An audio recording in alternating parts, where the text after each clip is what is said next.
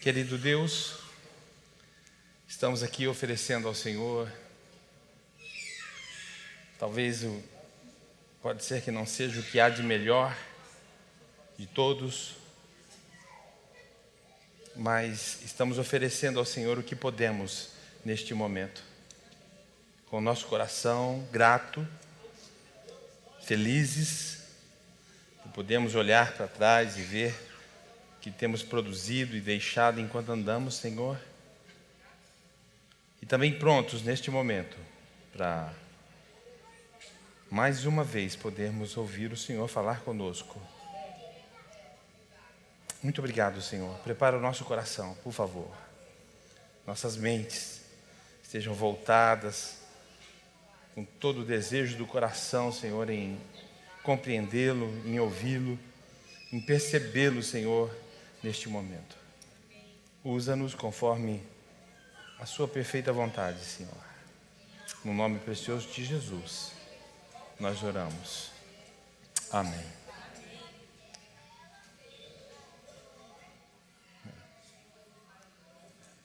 É difícil de ver vocês daqui.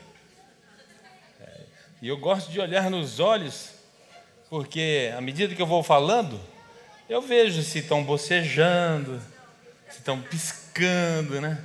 Se a cabeça está caindo de lado.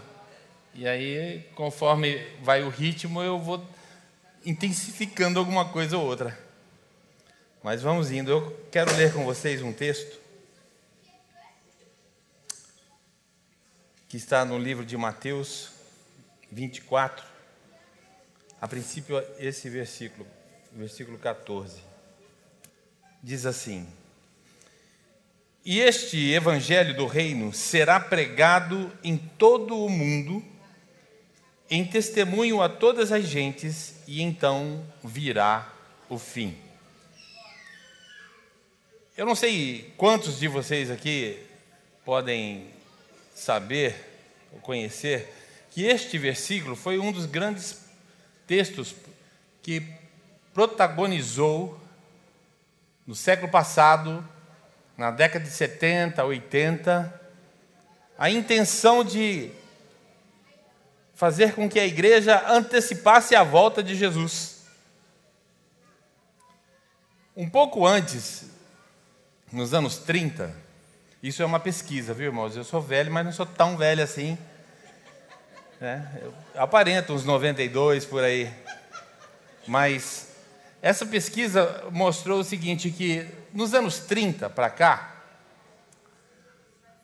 a igreja recebeu o que hoje muitos dos modernos hoje diriam uma unção, né? Naquele tempo não se tratava de unções, falava apenas que uma visitação do Espírito, de alegria na igreja. A igreja ela começou a desenvolver um espírito feliz, alegre, motivador, né? E isso foi contagiando tanto a Europa quanto as Américas também. E foi uma coisa notória no mundo todo. E isso se espalhou mais ou menos até os anos 30, aos anos 70, aos anos 80. Quando, a partir desse momento, houve uma nova direção do Espírito acerca dessa visitação. A partir desses anos 70, 80, houve um boom no surgimento de missões, no surgimento de grupos de evangelismo, de evangelização, de missionários. E esse boom estourou também para todas as Américas e para a Europa também. E a intenção era justamente essa: fazer com que os povos, as tribos e as nações fossem alcançadas pelo Evangelho, para que de alguma nós pudéssemos antecipar ou acreditava nisso, que nós poderíamos fazer com que Jesus voltasse logo para buscar a igreja. E isso foi pregado. Muitos de vocês aqui talvez não lembram ou saibam de que até houve aquele movimento chamado Missões da janela 1040, lembram disso? Alguns aqui? 1040 significava, se eu não me engano, longitude e latitude. E no mapa identificava dentro desse parâmetro alguns países que eram países que politicamente eram muito fechados, rigorosos, e as ideologias, as religiões tinha muito a ver com o islamismo na época. Então foi-se feito esse mapeamento, colocou-se esse nome Janela 1040, e ali enviava-se missionários para tentar alcançar aquele povo. Nós aqui do Ocidente, tentando alcançar os muçulmanos com o cristianismo. Bom, isso foi até chegar mais ou menos na época dos anos 90, quando começou a acontecer algumas coisas, do tipo, o islamismo, ele começou a expandir, a crescer, enquanto que do lado de cá, o cristianismo começou a sofrer algumas quedas, algumas baixas. E aquela alegria motivacional que vinha, também começou a diminuir sensivelmente. E a partir dos anos 90, algumas linhas teológicas começaram a surgir. E uma delas foi o que perdura ainda até hoje, a tal chamada teologia da prosperidade. Cujas as igrejas pós-modernas hoje, elas pregam, difundem muito essa linha e essa doutrina. Então, houve uma diferenciação enorme. Nós saímos de uma visão missionária para agora um outro aspecto da teologia, que seria a questão da prosperidade. Com isso, nós trouxemos para dentro das igrejas um diferencial. Não era mais enviar, agora era nós nos estruturarmos. De que maneira? Fazendo com que os sistemas, as religiões, elas se abastassem, ficassem ricas, alcançassem agora uma estrutura muito diferente da que era de antes, que era de uma visão externa, de enviar, de ir para fora. E agora com essa teologia, nós começamos agora a trazer para dentro, ficarmos retidos aqui e com isso enriquecermos. Construir, a visão passa agora a construir impérios religiosos. Construir templos, grandes templos. E no melhor de todos os aspectos, usarmos para alcançar as pessoas e os povos agora os meios de comunicação, a televisão, o rádio. O advento da internet só veio por fim quase da década de 90. Mas começou-se então a ter esse objetivo de alcançar os povos agora desta maneira, através dos meios de comunicação. Uma outra proposta também que surgiu deste meio foi que a igreja resolveu querer também ter uma representatividade política. Com isso também, ela descobrindo do seu poder de voto, começou então a colocar também pessoas que representassem esta área, a área evangélica, aonde? Nos governos, com deputados federais, senadores, deputados estaduais, governadores, e hoje nós também temos até a pretensão de colocarmos ali para presidente também. E com isso, estabelecemos um reino de glória sobre a nossa nação. O povo evangélico está representado. A mudança da ênfase foi muito rápida. De missão, para fora, e de evangelismo para dentro. A partir então dos anos 2000 para cá, muita coisa mudou. A teologia da prosperidade, ela continua ainda. Só que ela vem provocando algumas coisas que são terríveis hoje, dentro do meio chamado evangélico. Por quê? Começaram a surgir escândalos ministérios começaram a se destacar pela ganância e pela riqueza que foram adquirindo no decorrer dos anos. Escândalos de corrupção, de lavagem de dinheiro, dentro do meio evangélico também se ouvia. E aqueles que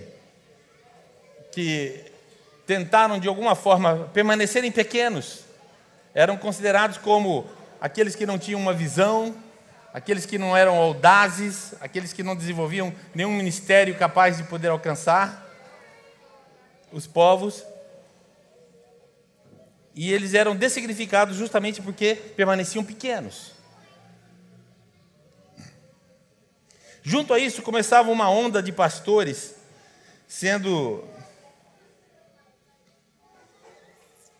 sofrendo por ver o que estava acontecendo, no que estava se tornando todo esse meio, angústias terríveis.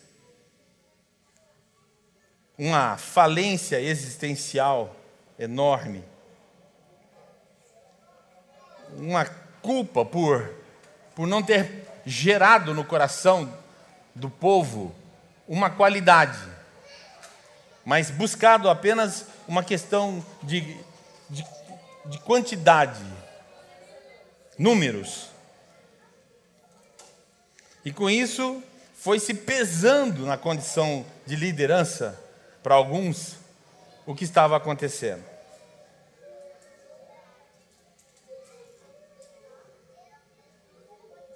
O crescimento da igreja agora passou a não ser mais na questão da qualidade, mas sim na ambição do poder, de ter, não só das questões materiais, mas também supersticiosas. Começaram a ensinar coisas que nos fazem rir hoje, se pensarmos bem e nos lembrarmos de algumas delas. Mas tudo o que não produzia, enquanto a igreja crescia, era uma satisfação, uma convicção, uma certeza existencial acerca do Evangelho e acerca do Reino de Deus. Porque a mensagem e a intenção se voltava como forma de bênção e de prosperidade, tudo que se referia à matéria, tudo que se referia a mundo. Plenitude de espírito, alegria de alma, baseava-se naquilo que você conquistava em relação aqui. Naquilo que você podia mostrar como evidência de prosperidade física, financeira, material. Vida eterna, não se ouvia falar. Salvação, nada. Perdão dos pecados, nada. Vida com Deus, depende. Se você era próximo, você estava abençoado. Sua vida estava boa. Se você estava capengando, então tinha alguma coisa errada com você. A vida eterna, o assunto, o tema sobre a vida eterna tinha morrido. Estava se tornando bobagem. De repente, a convicção de eternidade, ela passa. Eu me lembro, e isso era muito comum, você ia numa padaria, tomar um cafezinho, e de repente tinha lá 2 pessoas, 3 pessoas, e um pouco que você ficava ali, você já começava a ouvir de que ela estava falando de assuntos pertinentes ao Evangelho, um tempo atrás. Isso é uma coisa que a gente não escuta mais. Mesmo porque as pessoas hoje não se permitem gastar um tempinho quando encontra alguém em algum lugar desse, ou convida para ir tomar um café, alguma coisa do gênero, para tratar um assunto que em tempos atrás, em épocas atrás, em gerações passadas, era o que se mais falava, porque a perspectiva de vida cristã não se limitava às questões do mundo, mas dizia respeito somente às questões de Deus. Isso é uma coisa que hoje eu não vejo mais. Recentemente eu estive num consultório odontológico, mas tinha um monte de jovens, mas vocês não acreditam, todos eles enfunados no celular, apertando até para sentar no lugar, com licença, sentava ali. Ninguém conversava com ninguém do lado. Um bolo de revista assim ali, empoeirado. Não se usava mais. Não havia mais nenhum tipo de aproximação, de um bom dia, uma boa tarde, né? Uma troca de palavras, não estava acontecendo mais nada. Tudo substituído pelo advento da tecnologia. Eu me lembro em épocas mais atrás, quando eu ia em algum consultório médico, né, sempre tinha um crente lá. E ele falando: olha, essa semana lá na igreja nós ouvimos o testemunho de uma irmã que foi curada de tal coisa. Isso era comum acontecer. Hoje, quando tem uma conversa dessa e você encontra alguém que você conhece, mesmo você fala: ó, vou dizer para você, tem um médico que o cara é bom, hein? Ele vai resolver o teu problema. Tem um medicamentozinho também que esse é batata. Se você tomar, você vai sarar. Obviamente que eu não estou dizendo aqui que não é importante que você consulte o seu médico, que você tome o seu medicamento. Muito pelo contrário, isso é fundamental. Mas cada coisa precisa estar no seu devido lugar. Os valores precisam ser novamente retomados como prioridades e valores importantes na nossa vida. Hoje a gente não vê mais isso. Antigamente você, convivendo no meio das pessoas, você via sempre a beleza estampada no rosto, principalmente das mulheres, né? Expressando o brilho nos olhos, decorrentes de quê? De uma alegria lá da alma. A luz que gerava dentro do coração estava expandida no rosto, conforme diz o salmista, né? Que um coração feliz formoseia o rosto. Hoje, lamentavelmente, ou de uma forma boa, né, os produtos de beleza estão aí para isso, né, para dar aquela maquiada, para dar uma melhoradinha, né, para ver se alguma coisa brilha, mesmo que não seja nada lá dentro do seu coração. Os grupos de amigos que acontecem, e a gente vê isso muito entre os jovens, né? Por favor, isso não é uma crítica, isso é apenas uma constatação do quanto é diferente hoje, nos tempos de hoje. Os grupos de hoje, aliás, não de antigamente, mas os grupos de hoje, eles comentam de tudo. O nível de informação que essa garotada tem é uma coisa impressionante, não é verdade? Eu diria que hoje, se tivéssemos que desenhar como que seriam os crentes de hoje e os crentes de antigamente, eu diria que os crentes de antigamente teriam uma cabecinha desse tamanho e um peitoral assim, né? E os crentes de hoje têm uma cabeça desse tamanho e um peitinho assim, que desenvolveu mais a cabeça do que o coração. Então eles conversam sobre tudo e de tudo. Trabalho, estudo, namoro, pegação, esporte e tudo mais. Quando se trata de tecnologia, então, sabem do melhor celular lançado, do melhor computador lançado, dos jogos eletrônicos, então nem se fala, né? Barbaridade. Aplicativos excepcionais, essenciais e tudo mais. Mas dificilmente você vê um grupo, sejam de adultos ou de jovens, que estejam tratando coisas concernentes ao Evangelho, tipo Jesus e esse cara. Falar de vida eterna e falar sobre a volta de Jesus. Ressurreição, esperança, pecado, vida com Deus, Evangelho, relações humanas, vidas humanas, histórias, a civilização, sei lá. Assuntos que começaram a ficar para trás. Assuntos esses que parece que não tem mais muito significado e muita importância nessa vida cotidiana de todos nós. Ao contrário da minha época, da minha geração, quando eu conheci Jesus, sabe, pregava-se muito ainda sobre a volta de Jesus. E aquilo incendiava o nosso coração. Sabe, a expectativa nossa, quando nós tínhamos de terminar o culto de sábado, que era o culto dos jovens, né, era subir num lugarzinho que tinha numa construção da igreja lá no fundo, jogar os colchões no chão, ficar olhando para as estrelas e ficar viajando na conversa sobre como seria estarmos reinando no céu. Como que seria o nosso comportamento, como que nós agiríamos acerca disso e daquilo outro, e aquilo passava horas conversando. E era muito, muito, muito, muito bom. Hoje a impressão que nos passa é que o Evangelho não faz muito mais diferença para as pessoas. Se elas são nascidas em países muçulmanos, elas frequentariam uma mesquita. Se são nascidas lá num país onde o budismo é pregado, estariam frequentando os seus templos lá na posição de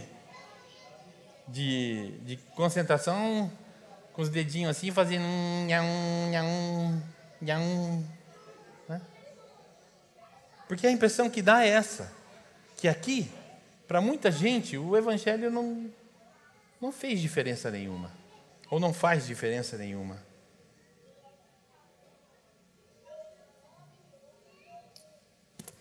Veja bem, eu estou dizendo tudo isso porque a volta de Jesus sempre foi a grande expectativa da fé. A grande alegria gerada pelo coração daqueles que quando ouviam falar de Jesus Cristo era gerada porque ele entendia acerca do pecado, ele se arrependia, recebia o perdão, tinha essa compreensão do perdão e logo em seguida entendia que agora ele tinha um lugar na eternidade para reinar com ele, com Deus. Isso era o que ferventava os corações. A igreja de Atos, no livro de Atos, ali no capítulo 1, até o versículo 11 mais ou menos, você pode ler isso em casa um outro momento. Jesus está no Monte das Oliveiras. E Lucas está narrando ali, narrando ali o que Jesus havia feito naqueles últimos instantes dos 40 dias e que logo após a ressurreição, ele conviveu com a igreja.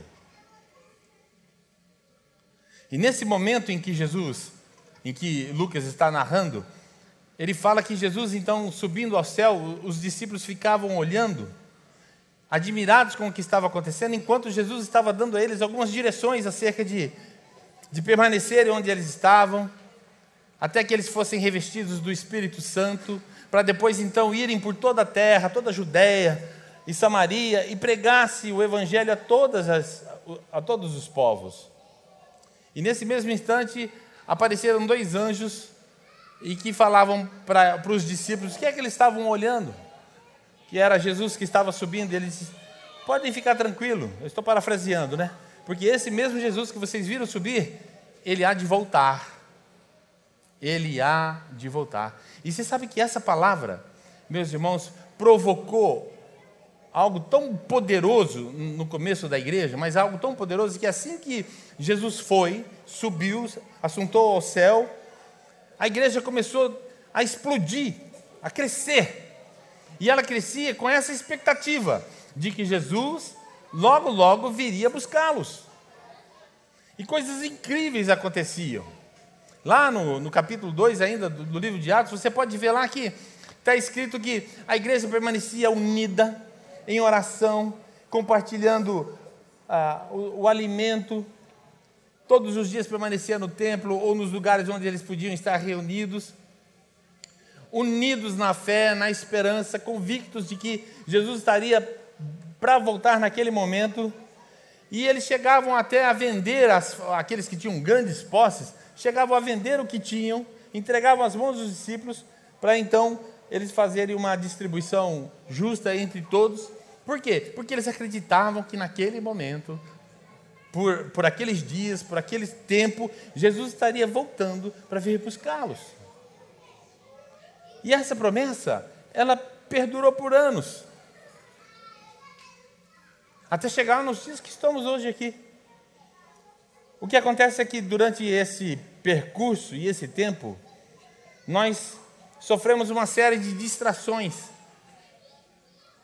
Como essas, por exemplo, que eu citei agora há pouco, dos anos 30, dos anos 70, dos anos 80, dos anos 90, dos anos 2000 para cá. Agora, onde se prega um monte de coisa, onde se traz assuntos para todas as realidades, para todos os problemas, mas parece que a questão da volta de Jesus, ela deu uma adormecida. Parece que essa questão de frequentar a igreja, de estar aqui, de conhecer Jesus, está mais relacionada a satisfações pessoais, a soluções de crises, a resoluções de problemas, do que propriamente o que de fato significa ela, que traz a nós, que é a garantia de termos uma vida eterna, que nos garante de que o Senhor voltará para este povo que decidiu por Ele. Eu quero ler com vocês também um texto que Jesus, 2 meses, um pouco antes dele subir ao céu, lá no mesmo lugar do Monte das Oliveiras, ele começou a narrar alguns acontecimentos que estariam previstos e que daria ali uma luz e uma direção acerca dos tempos que aconteceriam quando marcariam ou evidenciariam que ele estaria voltando para buscar a igreja. E ele conta, a partir do capítulo 24, no versículo 45, ele cita algumas parábolas como exemplo, mostrando a realidade do que poderia acontecer conosco. E ele cita o primeiro dizendo assim, 45. Quem é, pois, o servo fiel e prudente que o Senhor constituiu sobre a sua casa para dar o sustento ao seu tempo? Bem-aventurado aquele servo que o Senhor, quando vier, achar servindo assim. Em verdade vos digo que o porá sobre todos os seus bens. Porém, se aquele mau servo disser consigo, o meu Senhor tarda em vir, ou o meu Senhor tarde virá, e começar a espancar os seus conservos, e a comer, e a beber, e com os bêbados, virá o Senhor daquele servo num dia em que não espera, e a hora em que ele não sabe, e separá-lo-á, e destinará a sua parte com os hipócritas. Então ali haverá pranto e ranger de dentes. O que está acontecendo aqui é simples. Existe um senhor que precisa se ausentar. Então ele chama o seu servo e confia nele a autoridade de que ele vai cuidar daqueles a quem ele ama. Está dando a responsabilidade de ele zelar por aqueles a quem esse senhor ama muito. E este servo, ele abraça essa responsabilidade. Então esse senhor se ausenta. Acontece que, com o passar dos anos, esse servo, ele começa a achar que o seu senhor não voltará mais. Está demorando muito. Então o que ele começa a fazer? Ele começa a ser cruel, a ser violento, ele começa a explorar, ele começa a gastar os bens, ele começa com festas e bebidas e se envolvendo com outros bêbados, a gastar tudo o que tinha do seu senhor. Mas ele só faz isso por causa de uma coisa, que nós vamos mencionar agora também na segunda parábola que Jesus cita. 25:1 diz assim: então o reino dos céus será semelhante a 10 virgens que, tomando as suas lâmpadas, saíram ao encontro do esposo. E 5 delas eram prudentes, e 5 loucas. As loucas, ou nécias, tomando as suas lâmpadas, não levaram azeite consigo. Mas as prudentes levaram azeite em suas vasilhas com as suas lâmpadas. E tardando o esposo, tosquenejaram todas e adormeceram. Mas à meia-noite ouviu-se um clamor: aí vem o noivo, ou aí vem o esposo. Então saíram ao encontro dela. Então todas aquelas virgens se levantaram e prepararam as suas lâmpadas. E as loucas disseram às prudentes: dai-nos do vosso azeite, porque as nossas lâmpadas se apagaram. E elas disseram, mas as prudentes responderam, dizendo: não seja caso que nos falte a nós e a vós? Ide antes aos que vendem, comprai para vós. O que está acontecendo aqui é algo muito semelhante ao que aconteceu no primeiro episódio. 10 virgens, 10 lâmpadas, 10 frascos de azeite. Só que 5 eram extremamente prudentes, que guardaram a reserva de azeite, mas 5 não, gastaram. O noivo, que era prometido vir, estava demorando. E aí o que aconteceu? Elas pegaram no sono, elas adormeceram. Quando foi de repente de madrugada, grita-se: o noivo vem vindo. As 5 que eram prudentes, que tinham a sua reserva, elas tinham que ter esse óleo, sabe por quê? Porque o óleo ia alimentar a lamparina. E com isso, no escuro, elas iam poder encontrar o seu noivo. Elas não iriam se desviar do caminho, não iriam tropeçar, elas não iriam se perder, iam chegar exatamente onde o noivo estava. As outras 5 que não eram prudentes, não foram prudentes. Por que não foram prudentes? Mas o cara prometeu que ia casar comigo, mas até agora nada. Está demorando demais. A lamparina estava queimando e elas foram usando azeite. Foram usando azeite. Quando menos esperavam, o noivo veio e elas não puderam abrir a porta, não puderam ir ao encontro do noivo. Mais um exemplo. No verso 14 do capítulo 25, Jesus, mais uma vez, ele traz uma outra parábola dizendo o seguinte: porque isto é também como um homem que, partindo para fora da terra, chamou os seus servos e entregou-lhes os seus bens. E a um deu 5 talentos, e a outro 2, e a outro 1. A cada um segundo a sua capacidade. E então ausentou-se logo para longe. E tendo partido ele, o que recebera 5 talentos, negociou com ele e granjeou outros 5. Da mesma sorte, o que recebeu 2, granjeou outros 2. Mas o que recebera 1, cavou na terra um buraco e escondeu o dinheiro do seu senhor. E muito tempo depois, veio o senhor daqueles servos e ajustou contas com ele. O que eu aprendo com essas histórias, com essas parábolas que Jesus está dizendo aqui, é que em todas elas, a verdade é que todos dormiram. Todos pegaram no sono, de uma certa forma.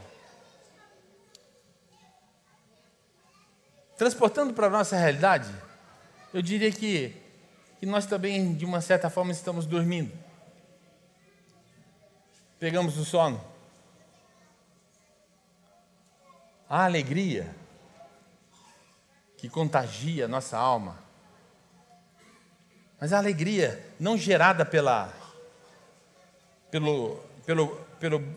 bom desempenho da música, pelos bons pregadores que trazem, pelos shows business que as igrejas hoje elas fazem, que são motivacionais, tentam buscar lá nas entranhas do coração dos caras as emoções para poderem se sentir felizes e bem enquanto estão aqui dentro. Aquela alegria que ferve lá da alma, do coração, movida e promovida pela verdade do Evangelho, da luz do Evangelho. Essa alegria parece que não está mais estampada no nosso rosto. Parece que ela está um pouco esquecida. Parece que o que nos motiva a estarmos aqui ou a procurarmos ao Senhor tem sempre por trás um interesse pessoal, particular, físico, ou material, mas que diz respeito somente a coisas daqui, mas não tem nada a ver com aquilo que é promovido para nós lá, na eternidade. Quando nós olhamos para o que Jesus está dizendo, Ele está dizendo: vai demorar. O que vocês pensam que pode ser imediato, vai demorar. Mas o que é a demora? E o que é o tempo para Deus? Eu pergunto para vocês. O Evangelho fala que 1000 anos de Deus para nós é como um dia. E, espera lá, deixa eu corrigir, perdão. 1000 anos nosso para o Senhor é como um dia. E um dia de Deus para nós é como se fosse 1000 anos. Trazendo e transportando isso para a nossa realidade, nós, de Jesus para cá, são 2000 anos. Então eu diria que no tempo de Deus seriam 2 dias. 2 dias que o Senhor disse que voltaria. E em 2 dias nós esquecemos já dessa promessa. Em 2 dias já nós esquecemos que tudo que temos aprendido dele, por ele e para ele, é para que isso sirva para nós na nossa eternidade. Que nós podemos usufruir, sim, aqui, mas não fazer daqui a nossa morada. Porque aqui não é a nossa morada. Porque as coisas que aqui dizem respeito estão concernentes aqui. Nada que diz respeito à terra poderá entrar no lugar que nos tem preparado o Senhor. Aliás, se formos exercer realmente o princípio da fé e da esperança, eu quero dizer para vocês que nós, que conhecemos a Jesus, nós já estamos ressuscitados com Ele, conforme o Evangelho, conforme Jesus disse. Nós já estamos assentados nos lugares celestiais onde Ele está assentado. Nós só estamos aqui ainda para cumprir o tempo que nos resta a ser cumprido. Para sermos testemunhas para aqueles que ainda o Senhor ama e precisam ser alcançados. Mas nossa visão, nosso chamado, nossa alegria, aquilo que deve ser a motivação do nosso coração, tem que ser baseado em cima dos valores e dos princípios da palavra, do que Jesus nos ensina. Pode ver o tempo todo que Jesus esteve aqui se relacionando com as pessoas. Ele tratava, amava, cuidava e em seguida o quê? Alimentava com a palavra. E a palavra era sempre de vida eterna, redenção, perdão, satisfação, de podermos alcançar isso. Hoje, nós temos sido muito distraídos com tudo o que está ao nosso redor. E este é o propósito do mundo, de nos distrair, mesmo fazendo com que todo final de semana você esteja fielzinho ali na sua comunidade, frequentando, cumprindo com o seu papel de cristão, exercendo a esperança no que diz respeito às coisas da terra.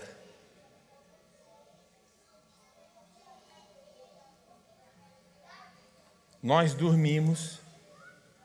Este homem que acreditava de que o seu Senhor viria, ele perdeu a esperança quando ele achou que estava demorando demais.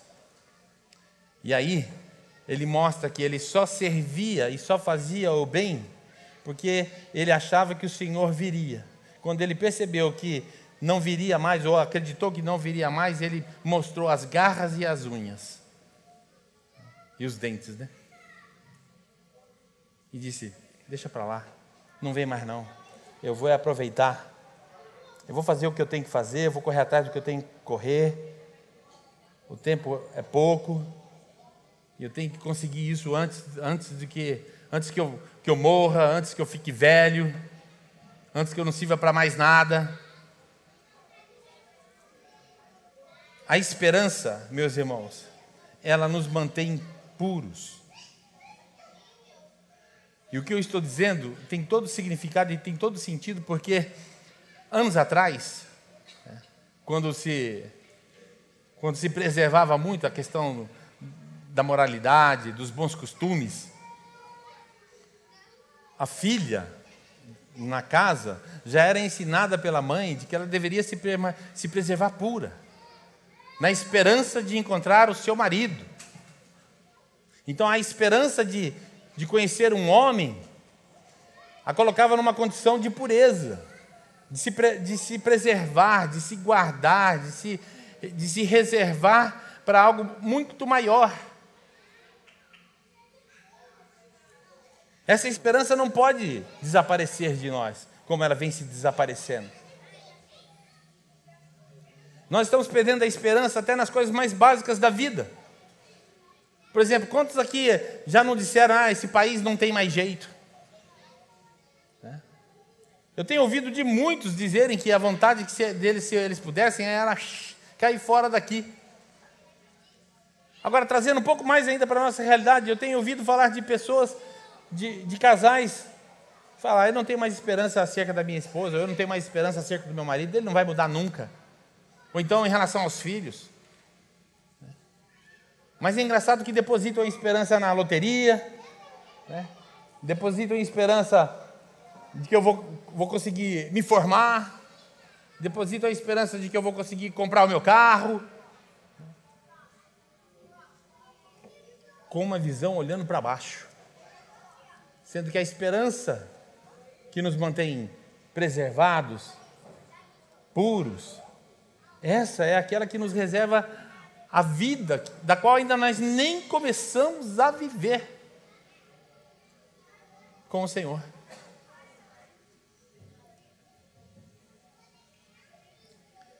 Se perdemos essa esperança, eu posso dizer para você que estamos vivendo um momento de zumbificação.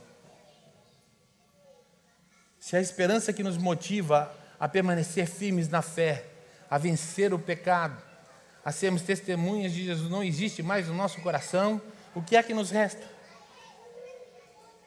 O que nos motiva a continuar vivendo? Houve um período da igreja que, um pouco antes de Constantino, do imperador Constantino se converter ao cristianismo, em que ela estava sendo tão perseguida, que o poder demográfico da igreja era assim, nascia um cidadão, convertia-se um cidadão. Nascia um cidadão, convertia-se um cidadão. Quanto mais matava crente, mais crente tinha. Tudo por causa da convicção que eles tinham de que eles reinariam com Jesus. E que Jesus, de alguma forma, os buscariam. Até surgiu um episódio interessante nesse tempo, em que haviam mártires que se propunham a se tornarem mártires, se ofereciam aos sacrifícios romanos, justamente para estar logo com Jesus. Para não esperar mais até que ele viesse. Então eu já vou. Voluntariamente eu me ofereço aí. E isso aconteceu, meus irmãos. Tamanha era a convicção e o desejo de eles estarem reinando com o Senhor. Agora parece um paradoxo muito grande em relação a isso, né? Nos tempos de hoje,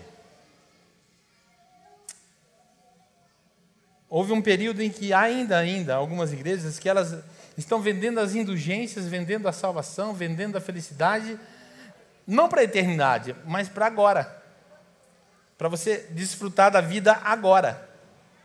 Enquanto que no passado, lá para o século XVI, XVII, a igreja universal, não é essa universal aqui, mas a igreja católica, que era a igreja universal da época, romana, vendia indulgências, vendia salvação, vendia o perdão dos pecados lá para cima, para o cara viver na eternidade. A forma como está sendo invertida os valores das coisas hoje. Eu espero de todo o meu coração que eu esteja falando para poucos desesperançados aqui. Para pessoas que perderam a perspectiva da vida eterna. Para pessoas que perderam a expectativa da volta de Jesus, que esse é o significado pelo qual nós estamos aqui e estamos tentando manter um padrão, uma vida decente, fugindo das seduções do mundo, tentando ser um exemplo bom dentro de casa, para o vizinho, para o patrão, sendo um exemplo de patrão. Não para reinar aqui, mas para reinar lá.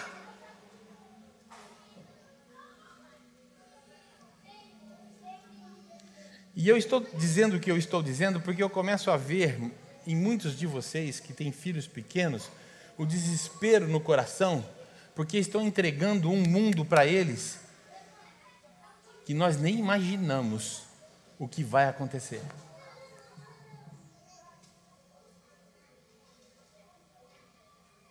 Já temos que estar convivendo com coisas que há poucos anos atrás nos assustava e hoje já é normativo. Vivíamos com uma tecnologia que exigia de nós ainda algum tipo de esforço físico. Hoje, só em pensar, plim, já acontece. Aperta um botãozinho, as coisas já acontecem. Se isso está evoluindo nesse ponto e nesse nível em relação às questões daqui,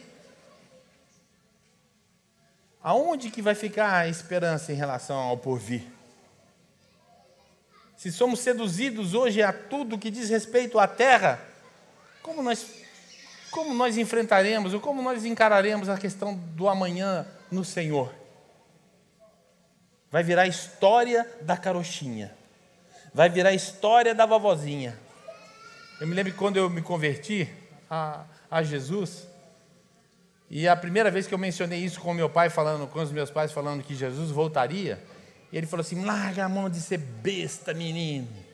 O meu bisavô já falava isso. E olha aí. Bom, isso já tem anos, né? Mas Jesus previu, ele havia dito isso a nós, de que ele demoraria. E também nos preveniu de que nós poderíamos dormir. Então a palavra que eu tenho para você hoje, e que eu creio que é de Deus, é: desperta, acorda. Para de brincar. Vamos levar a sério. Vamos deixar de viver um conto de final de semana e viver a realidade que nos espera. Porque para aqueles que permanecerem em Jesus, as coisas não vão ficar mais fáceis. Seus filhos não vão ficar melhor nas escolas. As coisas não vão ficar tão bem quanto a gente imagina e deseja que fique em relação às questões políticas. O que nós estamos lidando aqui com a palavra e com o evangelho é a verdade. Não é brincadeira, não é ilusão. E nós precisamos nos comprometer em fé e em esperança. Porque doravante, você não saberá o que dizer para os seus filhos. Você não saberá ajudar os seus filhos e os seus netos e os meus netos, se nós perdemos aquilo que ilumina o nosso andar no escuro, que é a esperança. Se perdemos aquilo que nos fortalece para podermos continuar nos amando uns aos outros. E se continuarmos enterrando os talentos dos quais o Senhor colocou em nós, conforme cada um a sua possibilidade e a sua capacidade.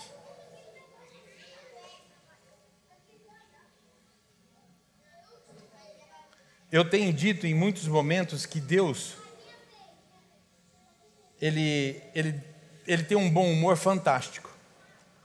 Para quem achava que Deus era sempre um Deus punitivo, como eu sempre achei, em função da forma como eu fui criado pelo meu pai, sempre na base da punição, eu consigo hoje ver o Senhor com um bom humor tremendo, porque muita atitude nossa, ainda que adultos, ainda que maduros, é infantil. E Ele olha para nós ainda como meninos. Ele olha para nós ainda dando gargalhadas, porque a atitude foi de meninos. Comportamentos ainda de crianças. E o que Ele espera, e eu acredito que sim, porque como pai, eu espero ver meus filhos barbudos, com atitudes adultas, maduras, de homens. Homens sérios, homens tementes, homens responsáveis, homens conhecedores da palavra, para quando chegar os filhos deles, eles também puderem forjar esse caráter na vida deles, acerca do que lhes aguarda. Então a palavra para esta noite, para a sua vida é: deixa essa chama da esperança brilhar, queimar você.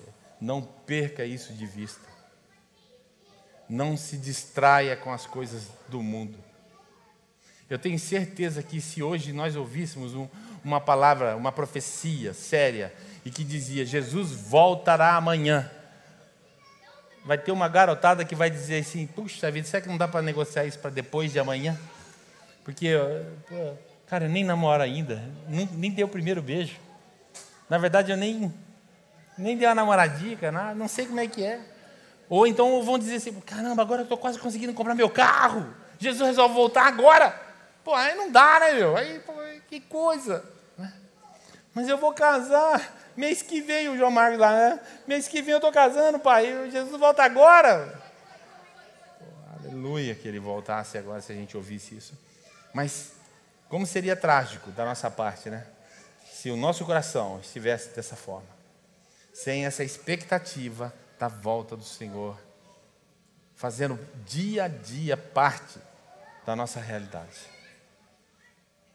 Embora engraçado, mas trágico, eu sei que muitos de nós aqui adormecemos, mas é hora de acordar. Eu sei que muitos de nós aqui talvez já esteja frequentando há anos o Evangelho e não tinha ainda se apercebido desse detalhe, que ele voltará.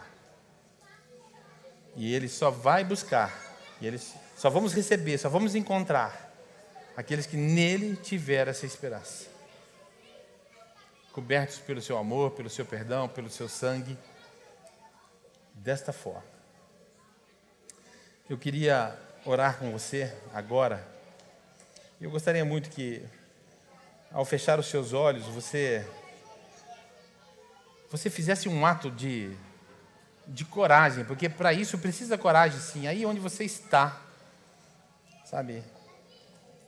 Jesus disse: se com a tua boca confessares e com o teu coração creres que Jesus Cristo é o Senhor, você seria salvo. É simples assim, não tem negociata nenhuma.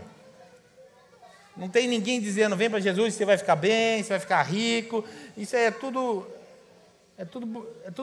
bobeira. Isso é tudo negociata, não é nada disso. O que Ele quer é o teu coração. As outras coisas, anda nele que elas virão. Ele disse isso. Lhe seriam acrescentadas, dia após dia.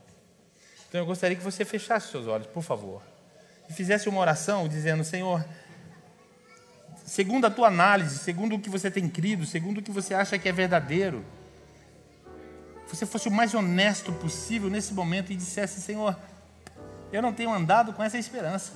Aliás, eu não tenho nem pensado nisso mais, porque eu estou tão perdido, eu estou tão envolvido com as coisas daqui, com os meus negócios, ou então com as minhas dores, ou com as minhas doenças, ou com as minhas neuras, que eu tenho esquecido disso.